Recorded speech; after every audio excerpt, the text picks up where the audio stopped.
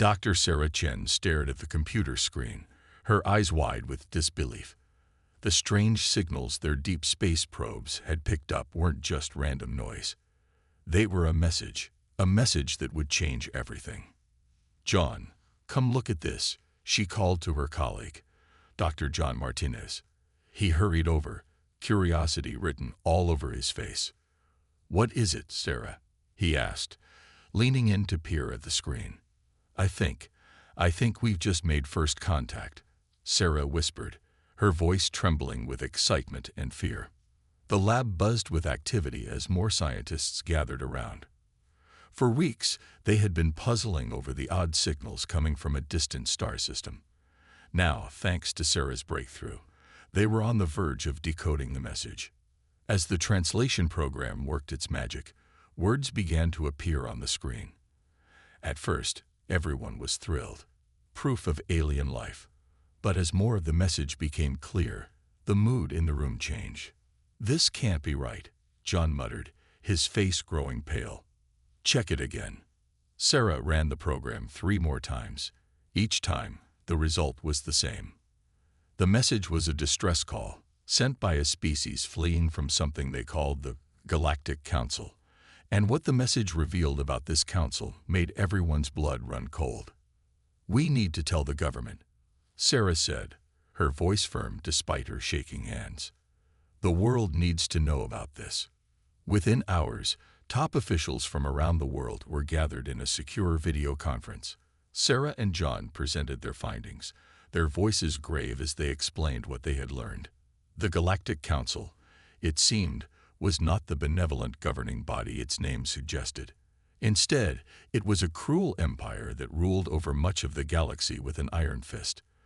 But what truly horrified everyone was the Council's treatment of children. According to the message, Sarah explained, her voice cracking, the Council takes children from conquered worlds for experimentation. A collective gasp went up from the assembled leaders. Questions flew fast and furious. Was this real? Could it be a hoax? What were these experiments? As more details emerged, the horror only grew. The Council saw children as the perfect test subjects for their twisted scientific pursuits.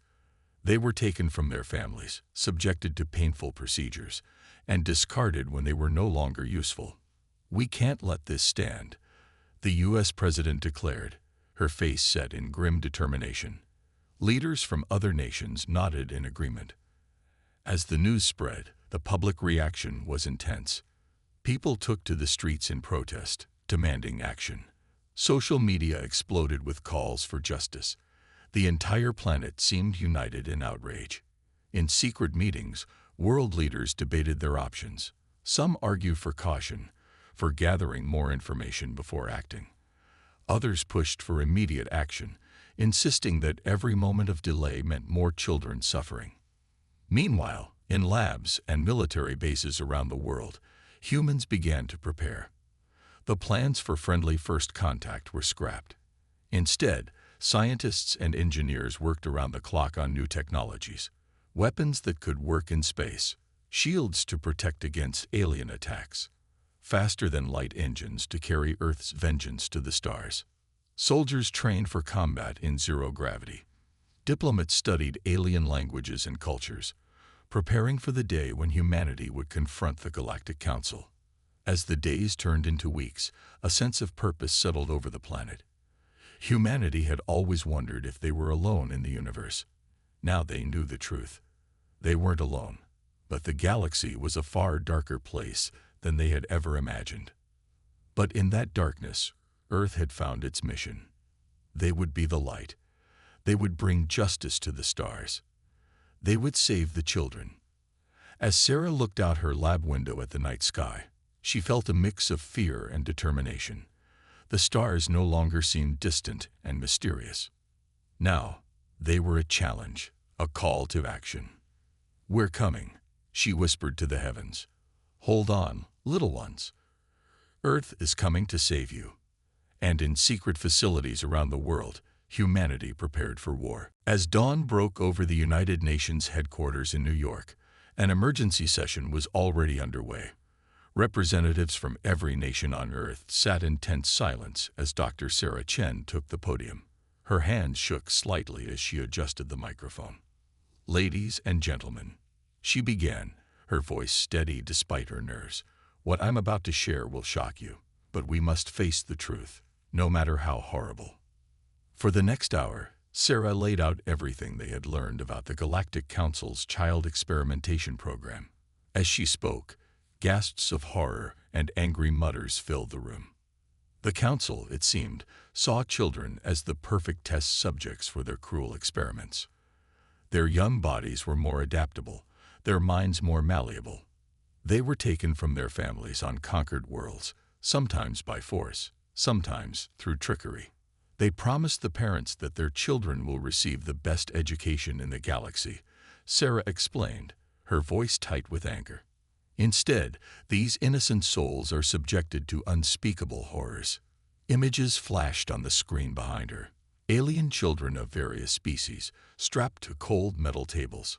Strange machines pumping unknown chemicals into their small bodies.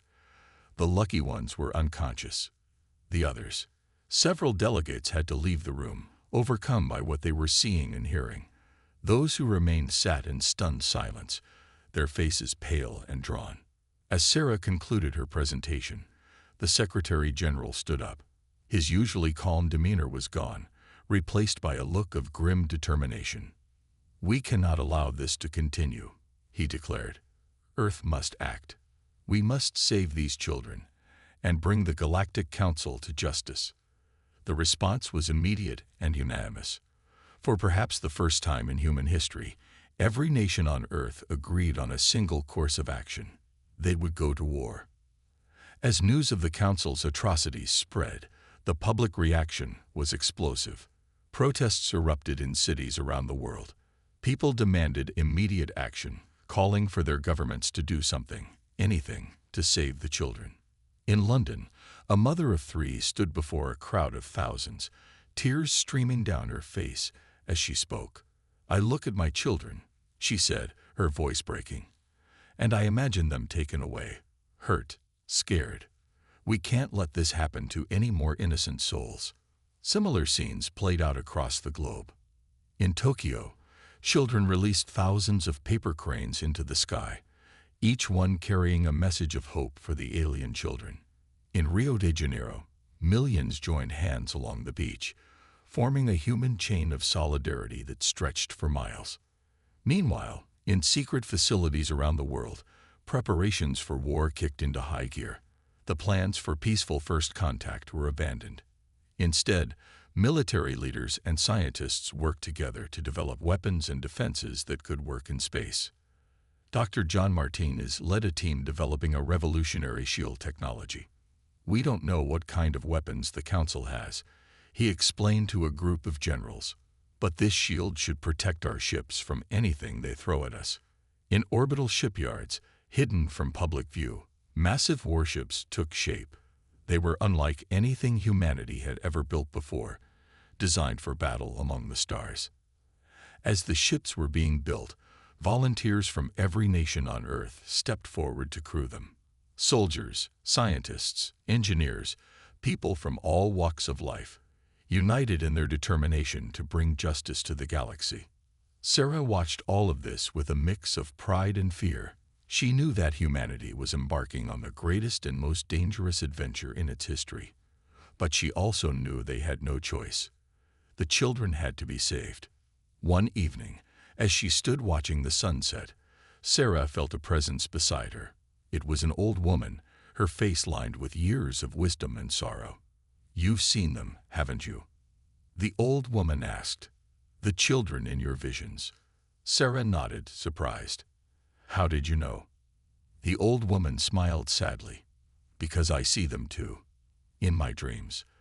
They're calling out to us, child. Calling out to all of humanity."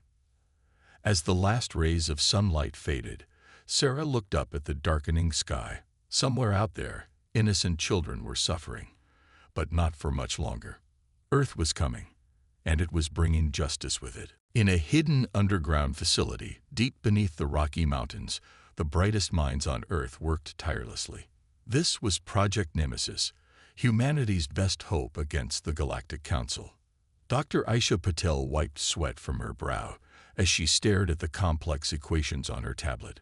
For months, she and her team had been pushing the boundaries of physics, trying to create something that had only existed in science fiction until now. "I think we've got it," she whispered, her eyes wide with excitement. "John, come look at this." Dr. John Martinez hurried over, his face eager.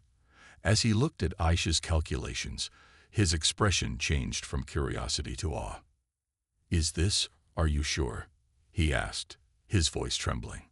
Aisha nodded, a grin spreading across her face.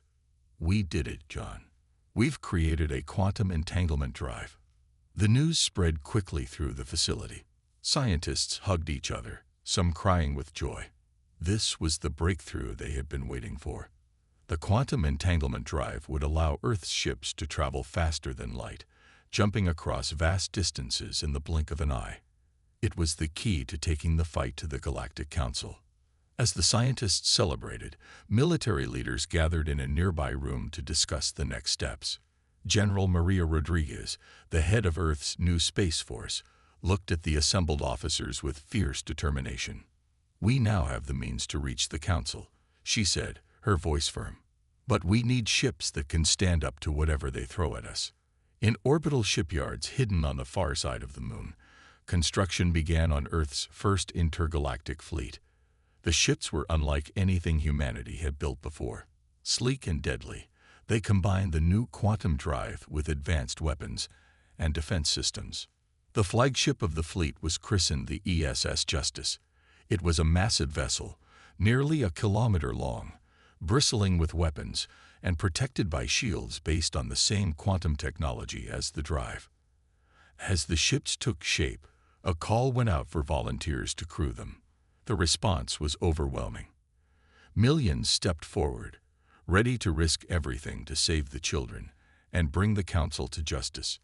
In a special facility in Australia, the chosen few underwent intense training. They learned to fight in zero gravity, to operate advanced alien tech, and to survive in the harsh environment of space. Among the trainees was Captain Sarah Chen, no longer just a scientist but now a soldier in humanity's cause.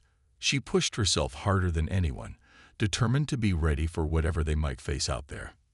One day, as Sarah was catching her breath after a particularly grueling simulation, she felt a hand on her shoulder.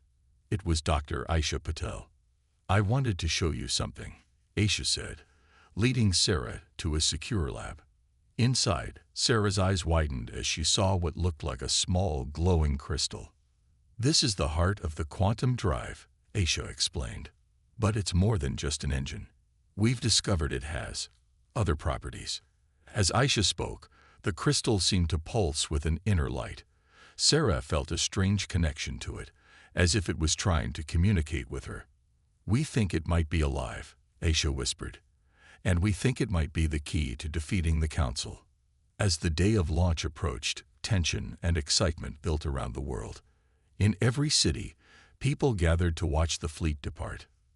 They knew the risks, knew that many of those brave men and women might never return. But they also knew the importance of the mission. On the night before launch, Sarah stood on the observation deck of the ESS Justice, looking down at the blue marble of Earth. She thought of all the people down there, of their hopes and fears. She thought of the alien children suffering under the Council's cruel experiments. "We're coming," she whispered, her hand resting on the bulkhead where she knew the quantum crystal pulsed with its strange life. "Hold on, little ones, we're coming to save you." As the first light of dawn broke over the Earth, humanity prepared to take its first steps into a larger, more dangerous universe. The greatest adventure in human history was about to begin. Under the cover of a spectacular meteor shower, Earth's secret fleet slipped away from its lunar base. The ESS Justice led the way, its quantum drive humming with barely contained power. Captain Sarah Chen stood on the bridge, her heart racing with a mix of excitement and fear. "All ships reporting ready, Captain," her first officer, Commander Raj Patel, announced. Sarah nodded, her eyes fixed on the view screen. "Then let's make history," Engage quantum drives.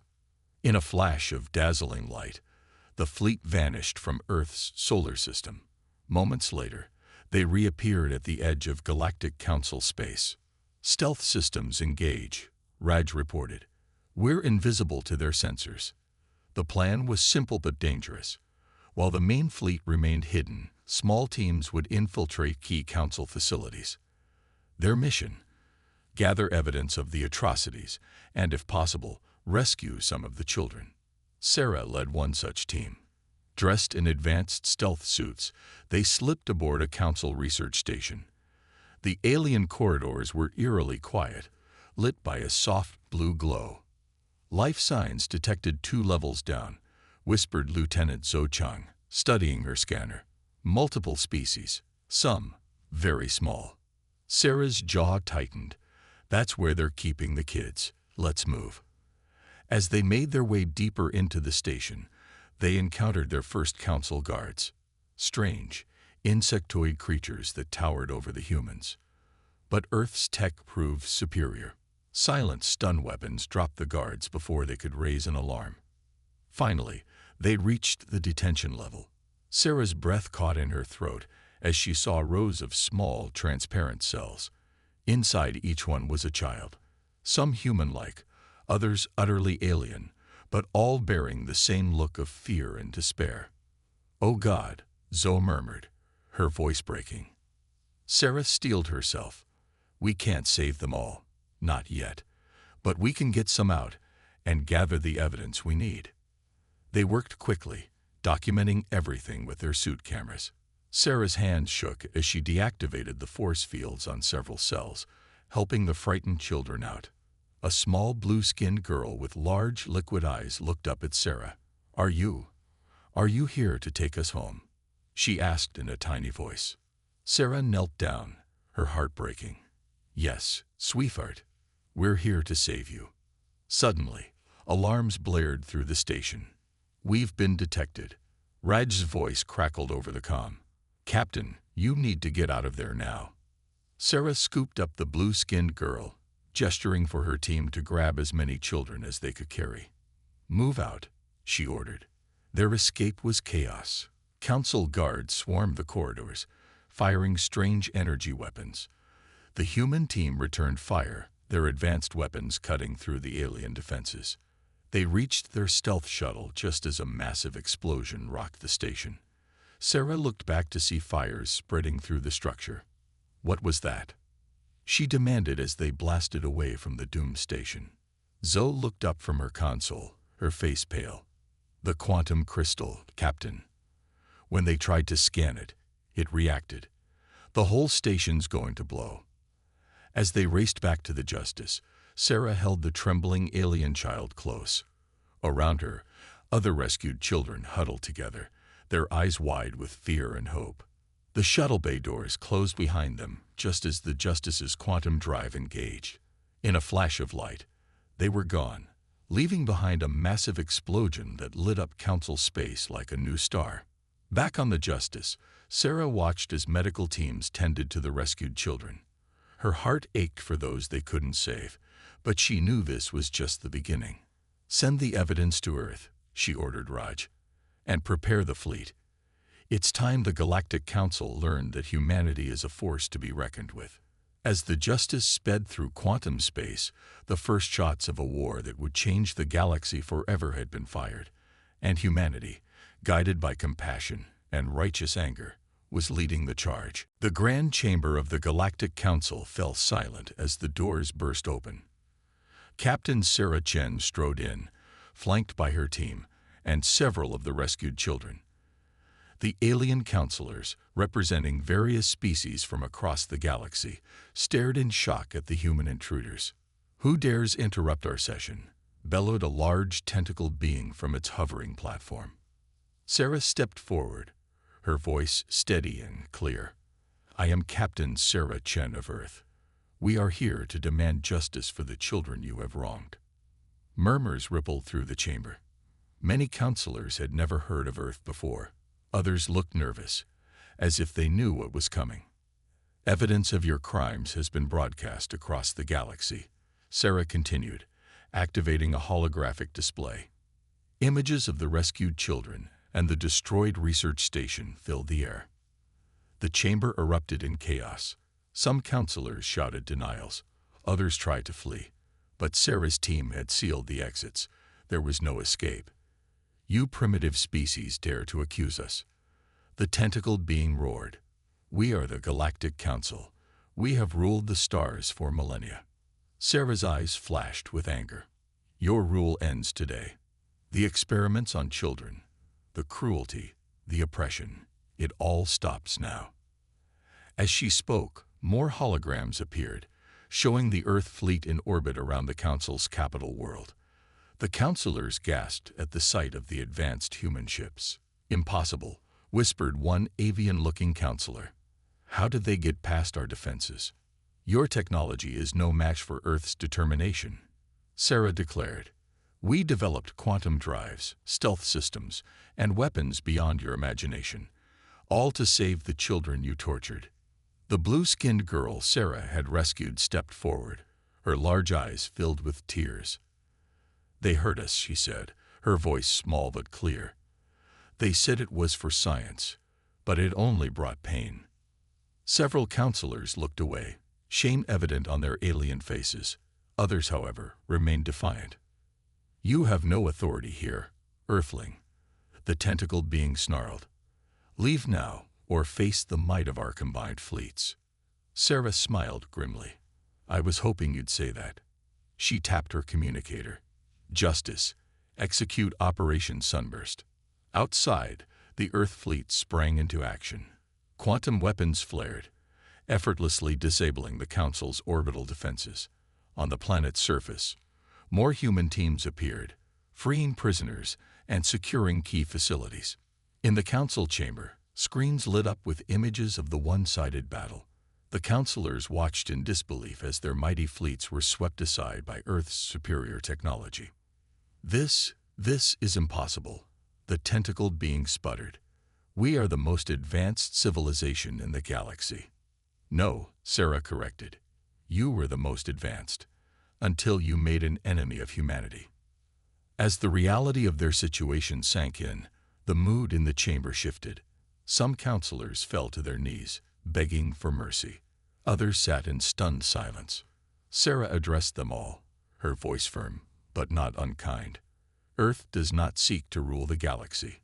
We want justice and a new order, one that protects the innocent and fosters cooperation among all species."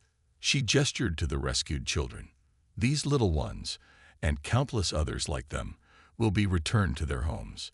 You will help us find them all, and you will face trial for your crimes." The avian counselor stepped forward, bowing its head. I always opposed the experiments. Please, let me help make this right." Sarah nodded, a glimmer of hope in her eyes. "That's all we ask. A chance to make things right, to build a better galaxy for all." As human peacekeepers entered the chamber, Sarah looked out at the stars visible through the grand windows. In just a few short years, humanity had gone from a single-planet species to the dominant force in the galaxy. But their greatest challenges and greatest triumphs still lay ahead. The galaxy was about to enter a new age, with humanity leading the way towards justice and compassion for all. The skies above the Galactic Council's capital world erupted in a dazzling display of light and energy. Earth's fleet, led by the mighty ESS Justice, engaged the hastily assembled Council forces in a battle that would decide the fate of the galaxy. Captain Sarah Chen stood on the bridge of the Justice, her eyes fixed on the tactical display. "Status report," she commanded, her voice calm despite the chaos unfolding around them. "Council ships are launching from all sectors," reported Commander Rajpatal. "They outnumber us 5-1, Captain." Sarah nodded grimly. "Numbers aren't everything. Activate quantum shields and prepare main weapons." As the Council fleet closed in, the true extent of Earth's technological leap became apparent. The human ships danced through space with impossible agility, their quantum drives allowing them to appear and disappear at will. "Target their command ships," Sarah ordered. "Disable, don't destroy." We're here for justice, not vengeance." Beams of pure energy lanced out from the Justice, slicing through the Council's shields like they weren't even there. One by one, the massive alien vessels fell silent, their systems overloaded by Earth's advanced weaponry. But the Council wasn't going down without a fight. A swarm of smaller craft surrounded the Justice, peppering its shields with a barrage of plasma fire. "Shields at 60% and falling," Raj called out, his fingers flying over his console. Sarah gritted her teeth. "Activate the Nemesis protocol." A hush fell over the bridge as the ship's quantum crystal pulsed with otherworldly energy. Suddenly, every Council ship within 1,000 kilometers simply stopped. Their engines died, their weapons fell silent. "By the stars," whispered Lieutenant Zhou Chang. "What did we just do?" "We gave peace a chance," Sarah replied softly. As the battle raged on, something unexpected happened. Ships from other races, long oppressed by the Council, began to appear. They joined the Earth fleet, turning the tide decisively in humanity's favor. A transmission came through, and the bridge screen filled with the image of an alien captain. Its skin was iridescent, its eyes filled with gratitude. "We are the Lumerians," it said in a musical voice. "For centuries, we have hidden from the Council's cruelty. But you, brave humans, have given us hope. We stand with Earth." Similar messages poured in from across the galaxy. Species after species, inspired by humanity's stand against tyranny, rose up to join the fight. The battle lasted for hours, but the outcome was never in doubt. By the time the last Council ship surrendered, Earth had gained 100 allies, and the undying gratitude of countless oppressed peoples. As the fighting died down, Sarah turned to her crew. "Prepare boarding parties. It's time to free those children." Teams of humans and their new alien allies swept through the Council's facilities. They found laboratories filled with horrors, but also hope. In hidden chambers and secret bases, they discovered thousands of children from hundreds of species, all victims of the Council's cruel experiments. The rescue operation was painstaking and emotional. Many of the children were traumatized, some altered almost beyond recognition. But Earth's advanced medical technology, combined with the knowledge of their new allies, gave hope where once there had been none. On the planet's surface, Sarah personally led a team into the Council's central archive. There, they uncovered the full extent of the Council's crimes and the key to undoing much of the damage. "With this data," Zoe said, her eyes wide as she scanned the files, "we can start returning these kids to their homes. We can help them heal." Sarah nodded, a lump in her throat. "That's why we came. That's why we fought." As news of the Council's fall spread across the galaxy, celebrations erupted on countless worlds. Species that had lived in fear for generations finally tasted freedom. But Sarah knew their work was far from over. The Council's reign of terror had left deep scars on the galaxy. Healing those wounds would take time, patience, and compassion. As she watched the sun rise over the Council world, now a symbol of liberation rather than oppression, Sarah made a silent promise. Humanity would not rest until every child was home, every wrong was righted, and the galaxy knew true peace at last. The battle was won, but the real work of justice was just beginning. 5 years had passed since the fall of the Galactic Council. The grand chamber that once housed the tyrannical regime now buzzed with activity of a different kind. Representatives from hundreds of species gathered, their voices a chorus of hope and determination. At the center of it all stood Sarah Chen, no longer just a captain, but the elected leader of the new Galactic Alliance. Her hair had streaks of gray now, but her eyes still burned with the same passion that had driven humanity to the stars. "Order, please," Sarah called, her voice carrying across the chamber. The diverse assembly quieted, all eyes turning to her. "Today marks the 5th anniversary of our liberation," she began. "We've come so far, but our journey is far from over." Holograms sprang to life around the chamber, showing images from across the galaxy. Rehabilitated worlds bloomed with new life. Former council facilities, once sites of unspeakable horrors, had been transformed into schools and hospitals. Thanks to our combined efforts, 90% of the children affected by the council's experiments have been returned to their families or placed in loving homes. Sarah continued, her voice filled with pride. A murmur of approval rippled through the crowd. It had been a monumental task, requiring the cooperation of countless worlds and the most advanced technology the Alliance could muster. But our work is not done, Sarah said, her tone growing serious. There are still those who would seek to exploit the vulnerable. The last remnants of the Council's supporters continue to operate in the shadows. As if on cue, a new set of holograms appeared, showing recent raids on hidden bases where illegal experiments still continued. We must remain vigilant, Sarah declared. The peace we've built is fragile. It requires constant care and attention from all of us. From the Lumerian delegation, a familiar face rose. It was the captain who had first joined Earth's fleet during the battle against the Council. Earth has shown us the way, the Lumerian said, its voice melodious. But we must all share the burden of leadership. No single species should hold too much power. Sarah nodded in agreement, which is why today, I'm proposing a rotation of leadership for the Alliance. Each member world will have a chance to guide our collective future. The chamber erupted in excited discussion. It was a bold move, one that would cement Earth's legacy not as conquerors, but as liberators and partners. As the session continued, Sarah's mind wandered to a small garden just outside the chamber. There, a monument stood, a simple statue of a child, its arms raised to the stars. Around its base were inscribed the names of every child lost to the Council's cruelty. It was a reminder of why they fought, why they continued to strive for a better galaxy. The debate went on for hours, but in the end, the proposal passed unanimously.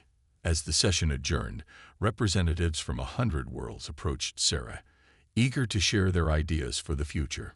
Among them was Zara, the blue-skinned girl Sarah had rescued years ago. Now a young woman, Zara had become a fierce advocate for children's rights across the galaxy. "We did it, Sarah," Zara said, her large eyes shining with tears of joy. "We're really changing things." Sarah pulled her into a hug. "We are. And we'll keep changing things, making the galaxy better, day by day." As the sun set on the Alliance capital world, casting the chamber in a warm golden glow, Sarah looked out at the assembled representatives. She saw determination in their eyes, hope in their smiles. The galaxy was healing, growing stronger with each passing day. There would be challenges ahead, no doubt, old hatreds to overcome, new threats to face. But Sarah knew that together, united in their diversity, they could face anything. The Galactic Council's reign of terror was over.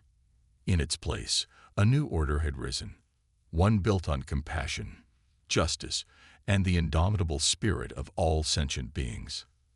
As stars began to twinkle in the evening sky, Sarah Chen, once a simple scientist from Earth, now a leader of galaxies, allowed herself a moment of pride. Humanity had found its place among the stars, not as conquerors, but as guardians of a brighter future for all.